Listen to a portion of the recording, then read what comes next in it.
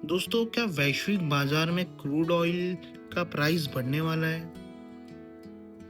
क्या डिमांड और सप्लाई के बीच में गैप आने की संभावना है? इसका असर आपकी जेब पर भी हो सकता है। इसका असर भारत की अर्थव्यवस्था पर भी हो सकता है। आज हम इसे समझने की कोशिश करेंगे कि इसके पीछे का कारण क्या है। क्यों क्रूड ऑयल के प्राइस बढ़ने की संभावना बन रही है? क्यों डिमांड और सप्लाई के बीच में गैप आने की संभावना बन रही है? दोस्तों, इसे एक्सप्लेन करने से पहले मैं आप लोगों से एक वाकया शेयर करना चाहता हूँ।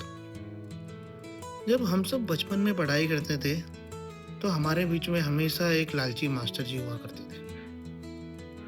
मास्टर जी जिस क्लास के टीचर हुआ करते थे, क्लास टीचर, उस क्लास के बच्चों को फोर्स किया करते थे, अगर तुम हमारे यहाँ ट्यूशन पढ़ने नहीं आओगे तो आपको एग्जाम में मैं फेल कर दूंगा।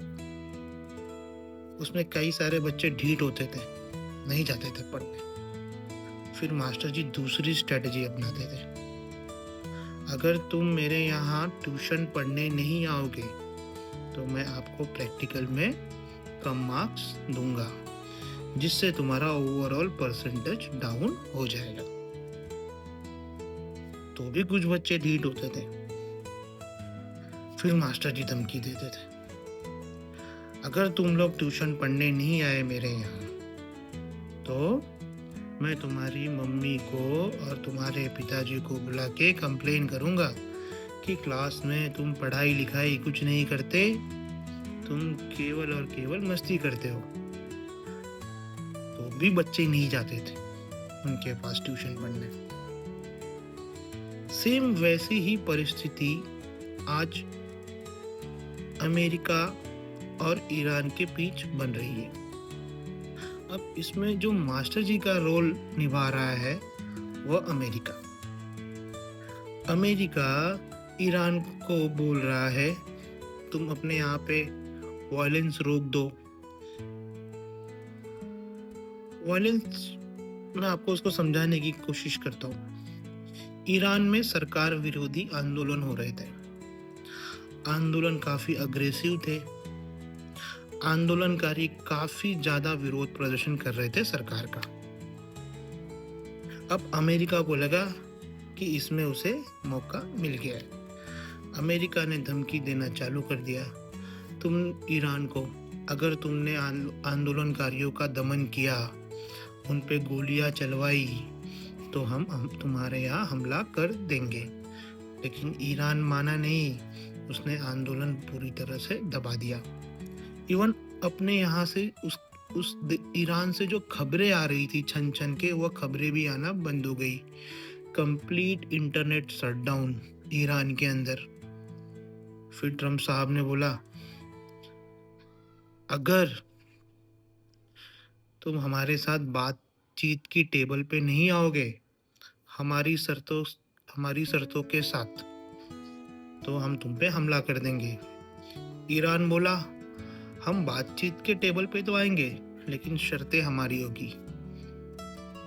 ट्रम्प साहब को गुस्सा आ गया। अब फिर ट्रम्प साहब ने बोला ईरान को कि तुम अगर अपना न्यूक्लियर प्रोग्राम बंद नहीं करोगे तो मैं तुम पे हमला कर दूंगा। ईरान ने बोल दिया, न्यूक्लियर प्रोग्राम हम लोग तो न्यूक्लियर बम बनाने के लिए नहीं करेंगे, लेकिन इलेक्ट्रिसिटी बनाने के लिए, जो लोगों के भलाई के लिए जो न्यूक्लियर प्रोग्राम होगा वो प्रोग्राम तो हम करेंगे। अब ट्रम्प साहब को आ गया गुस्सा,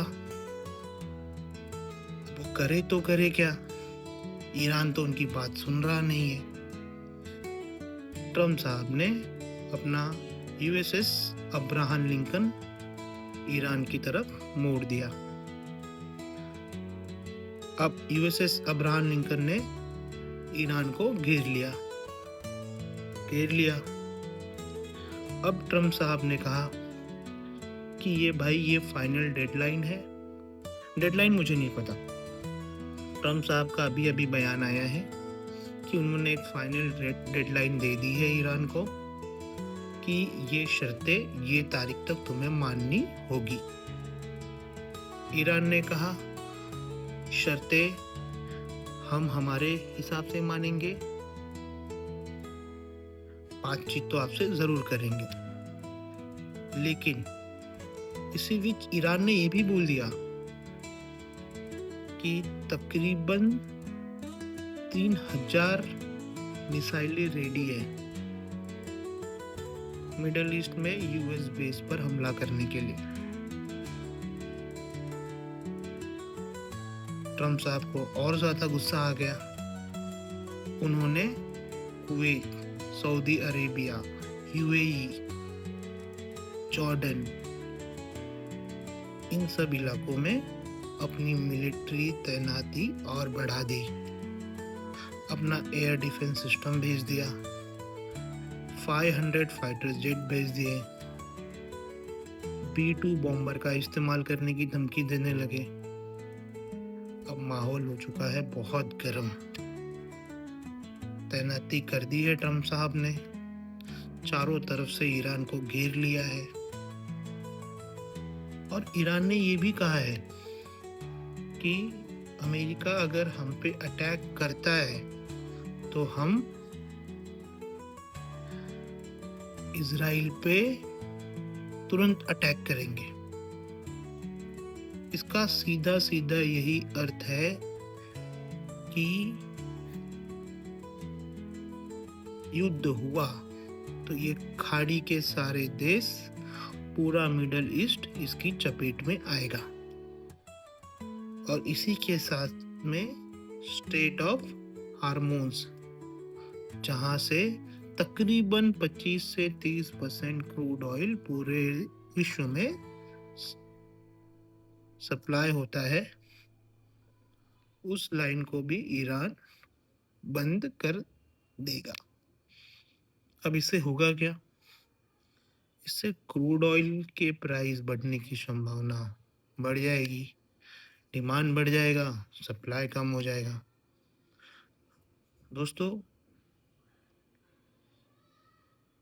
इस समय इतना जबरदस्त बिल्डअप हुआ है यूएस द्वारा उस इलाके में, मिडल ईस्ट में, कि अब पीछे मुड़ना